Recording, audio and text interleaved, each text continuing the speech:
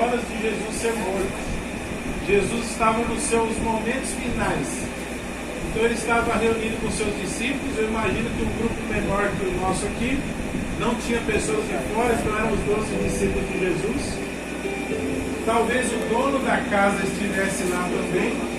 E para fazer essa última reunião, ele teve que estar escondido com seus discípulos. Jesus já estava sendo procurado pelas autoridades. Ia ser preso a qualquer momento. Então ele precisava se reunir em algum lugar que as pessoas não iriam incomodar essa reunião. Só que não tinha lugar na cidade. A cidade estava reunida comemorando a Páscoa. Era uma semana especial, estavam reunidos ali para comemorar a Páscoa. Então, além dos moradores da cidade, vieram muita gente, muitas pessoas de fora. Porque toda reunião importante que tinha era em Jerusalém. Então, por exemplo, se você morasse a 500 quilômetros de distância, você já se preparava para, nessa época, você viajar com a sua família para Jerusalém. Então, se você estivesse a 1000 quilômetros de distância, a família se preparava para, pelo menos, na Páscoa, estar lá em Jerusalém. Então, eles iam a pé, vinham de cavalo, de carroça, o que tinha à disposição, as famílias iam chegando. E quem ia chegando, ia ocupando uma casa. Casa de parente, casa de amigo, casas assim que de repente estavam vazias. As pessoas iam chegando até que chegou um momento que não tinha mais nenhuma casa à disposição. Jesus então precisava reunir com os discípulos, mas não tinha lugar nenhum. Aqui tem uma primeira lição para nós, dia de hoje. Será que você tem um lugar para Jesus na sua vida? Naquele dia não tinha. As pessoas estavam com as casas cheias. Não tinha nenhuma casa para Jesus poder entrar e ficar com seus discípulos. Aí sempre me vem à cabeça o seguinte: você tem uma vida tão cheia, tão corrida, será que na sua vida tem lugar para Jesus? Será que sobrou um lugarzinho pelo menos para ele poder entrar e estar com você durante alguns momentos? Uma pergunta que você mesmo deve responder para si próprio.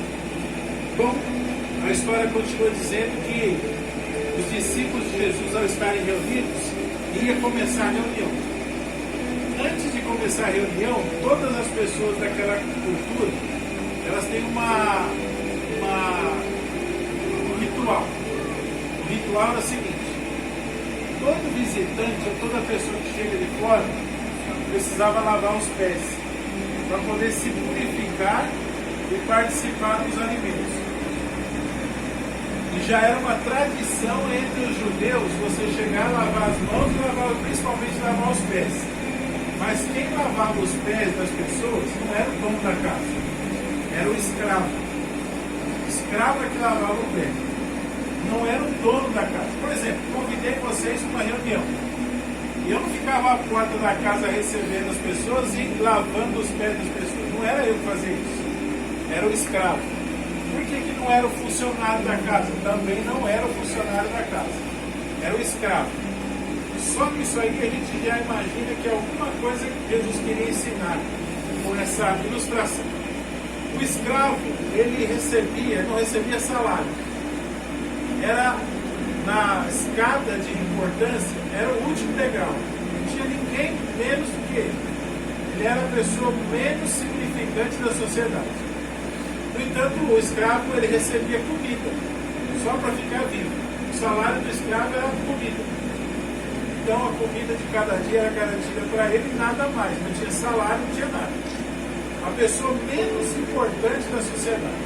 Essa pessoa então ficava à porta da casa e todo visitante que chegava, ele lavava os pés desse visitante que chegava. O visitante entrava então limpo lá dentro da casa.